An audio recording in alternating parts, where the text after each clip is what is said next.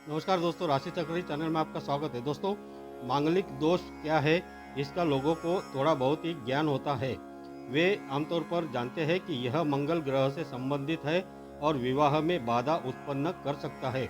हालांकि इसकी बेहतर समझ से मांगलिक दोष के प्रभाव और इससे संबंधित उपायों के बारे में और जानने में यह वीडियो आपको मदद कर सकती है।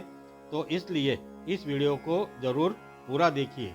तो दोस्तों, आपसे कोई हाल पूछता है तो आप कहते हैं कि सब कुशल मंगल है, यानी कि सब कुछ सही एवं शुभ है।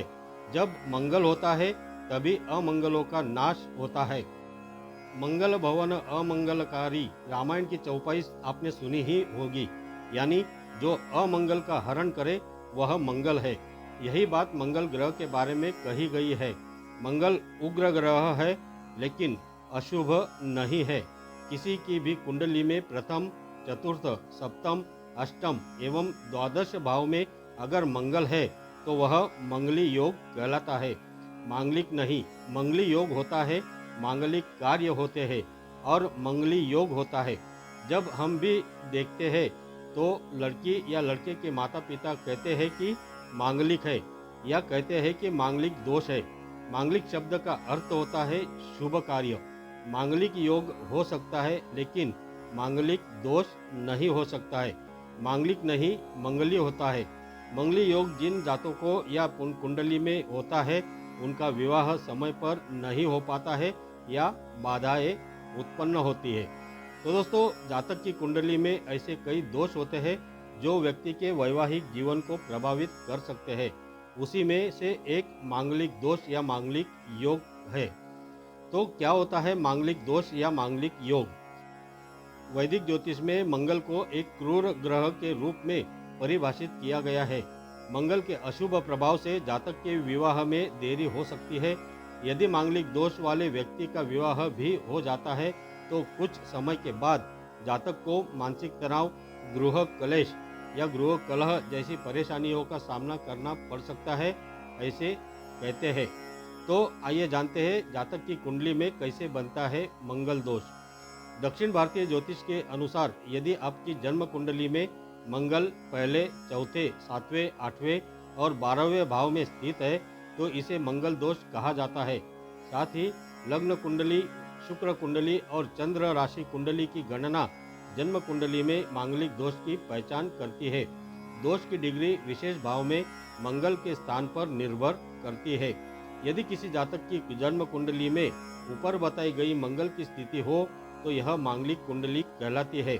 यदि जन्म कुंडली के पहले, दूसरे, चौथे और 12वें भाव में मंगल की स्थिति हो तो यह नीच मांगलिक दोष होता है। वही अगर मंगल 7वें और 8वें भाव में हो तो इसे रुहद या उच्च मंगल दोष कहा जाता है। मंगल दोष की समान तीव्रता वाले लोग ज्योतिष के अनुसार आराम से शादी कर सकते हैं।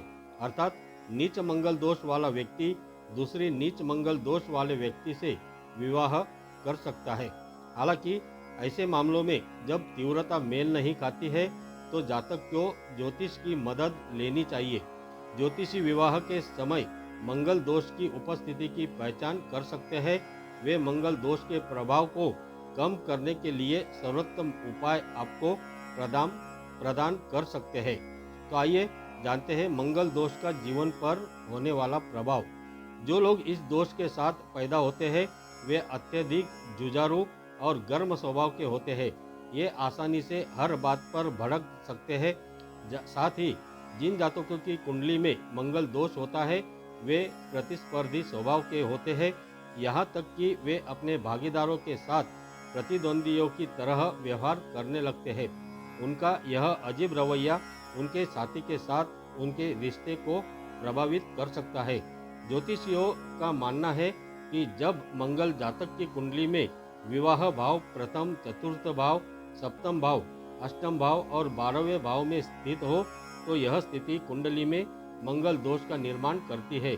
लोगों का मानना है कि इस दोष के कारण जातक को परेशानी का सामना करना पड़ता है, लेकिन इस दोष के कुछ सकारात्मक प्रभाव भी है। तो आइए जानते हैं इस दोष के नकारात्मक और सकारात्मक प्रभाव क्या है। तो पहले जानते हैं सकारात्मक प्रभाव। जिन लोगों के पहले भाव यानी लग्न भाव में मंगल होता है तो ऐसे लोग साहसी और पराक्रमी होते हैं। कठिन से कठिन परिस्थितियों में भी ऐसे लोग विजयी होते हैं। इसके अलावा जातक की कुंडली में चतुर्थ भाव में मंगल का लाभ यह है कि लोग बलवान और आकर्षक व्यक्तित्व के होते हैं। इन लोगों में बाकी लोगों को अपनी ओर आकर्षित करने की अद्भुत शक्ति होती है। यदि सप्तम भाव में मंगल की उपस्थिति के लाभों की बात करें तो यह जातक को आर्थिक रूप से अच्छे परिणाम प्रदान करता है और ये लोग हमेशा उच्च पदों पर कार्यरत होते हैं और बड़ी संपत्ति के मालिक भी हो सकते हैं। जिन लोगों के 8वें भाव में मंगल होता है उन्हें अचानक धन लाभ होता है और ये जातक चिकित्सक बनने की भी काबिलियत रखते हैं। अंत में दशम भाव में मंगल के होने का अर्थ है कि जातकों को विदेश से लाभ और सफलता मिलती है और इन जातकों को बाकी लोगों के मुकाबले अधिक ध्यान और प्यार भी मिल सकता है। तो आइए जानते हैं नकारात्मक प्रभाव। यदि दोनों भागीदारों की कुंडली में मंगल दोष है तो यह उनके वैवाहिक जीवन में विरोध और तनाव का कारण बन सकता है। इस दोष के कारण जातक के विवाह में विलंब भी हो सकता है। यदि कोई व्यक्ति जीवन में वित्त या आर्थिक, करियर, व्यवसाय और वैवाहिक जीवन से संबंधित विभिन्न उतार चढ़ाव से गुजरता है तो यह जन्म कुंडली में मंगल दोष के उच्च प्रभाव के कारण भी हो सकता है। मंगल दोष वाले जातक हमेशा चिंतित और परेशान हो सकते हैं। यदि मंगल जातक की जन्म कुंडली में प्रथम भाव में है तो यह आपके वैवाहिक जीवन में असहमति का कारण भी बन सकता है।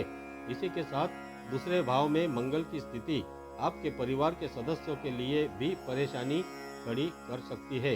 आपकी वजह से आपका परिवार चिंतित और तनावग्रस्त भी महसूस कर सकता है। चतुर्थ भाव में मंगल की स्थिति आपके करियर और पेशेवर जीवन से संबंधित समस्याओं का कारण भी बन सकती है। अपने लिए सही करियर चुनने में आप भ्रमित भी हो सकते हैं। यदि कुंडली के सप्तम भाव में मंगल स्थित हो तो जातक के प्रभावशाली स्वभाव में वृद्धि हो सकती है। इससे भागीदारों के बीच टकराव पैदा हो सकता है। यदि मंगल 8वें भाव में स्थित है तो पारिवारिक संपत्ति के लिए संघर्ष भी करना पड़ सकता है। इतना ही नहीं, इसके कारण जातक को अपनी संपत्ति का कुछ ही भाग प्राप्त भी हो सकता है। आपकी जन्म कुंडली में 12वां भाग में मंगल की स्थिति मिजाज, चिड़चिड़ापन और अप्रसन्नता आपके साथी और परिवार के साथ आपके संबंधों को खराब भी कर सकते हैं। तो आइए जानते हैं मांगलिक दोष से मुक्त होने के विशेष उपाय। ज्योतिषियों के अनुसार मंगल दोष के दौरान भगवान गणेश प्रमुख रक्षक माने जाते हैं। भगवान गणेश को गुड़ और फूल चढ़ाने से व्यक्ति के कष्टों का निवारण हो सकता है। सुबह उठकर ओम गंग गणपतये नमः इस मंत्र का 108 बार जप करने और इससे आपको मंगल दोष के प्रभाव को कम करने में मदद मिल सकती है। हर महीने के पहले मंगलवार को उपवास करने और भगवान हनुमान जी की प्रार्थना करने से भी आपको मंगल दोष से हानिकारक प्रभावों को कम करने में मदद मिल सकती है।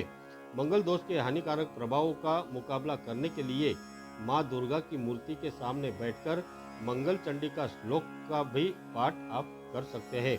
पक्षियों को दाना डालने से भी मंगल दोष से पीड़ित जातक को सौभाग्य की प्राप्ति हो सकती है। सोने की अंगूठी में चमकीले लाल रंग का मूंगा स्टोन यानी कि लाल मूंगा जड़ा हुआ पहनना आपके लिए लाभदायक हो सकता है। अपनी जन्म कुंडली में मंगल को मजबूत करने के लिए रत्नों का आप प्रयोग कर सकते हैं। इस दोष से पीड़ित व्यक्तियों को मंगल ग्रह के गंभीर प्रभाव को कम करने के लिए नवग्रह मंदिर में अवश्य जाना चाहिए।